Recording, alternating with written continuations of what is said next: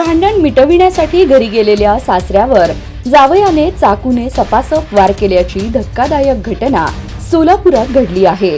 या प्रकरणी जोडभावी पेठ पोलीस ठाण्यात गुन्हा दाखल करण्यात आला आहे। सकाळी झालेले भांडण मिटवण्यासाठी घरी आलेल्या सासऱ्यावर चाकूने वार करून जखमी केल्याप्रकरणी जावई सुब्रजित लक्ष्मण कांबळे राहणार रमाबाई आंबेडकर नगर याच्यावर जोडभावी पेठ पोलीस ठाण्यात गुन्हा नोंदला आहे। याबाबत जखमीची पत्नी नालंदा दिलीप सोनवणे वय 40 राहणार अक्षत पाम्स डोणगाव रोड या सासूने जावयाविरुद्ध फिर्याद दिली आहे। ही घटना 2 मे रोजी सायंकाळी घडली। त्यातील फिर्यादी नालंदा सोनवणे आणि त्यांचे पती दिलीप सोनवणे आणि मुलगी प्रिया कांबळे हे आरोपी कांबळे यांच्या घरी सकाळी झालेले भांडण मिटवण्यासाठी गेले होते। तेव्हा आरोपी फिर्यादीच्या अंगावर चटणीचे पाणी टाकून शिवीगाळ केली। लाथाबुक्क्यांनी मारहाण करून चाकूने फिर्यादीच्या पतीला उजव्या हातावर व कपाळावर मारून जखमी केल्याचे फिर्यादीत म्हटले आहे। सहाय्यक फौजदार ओवळ हे गुन्ह्याचा पुढील तपास करत आहेत।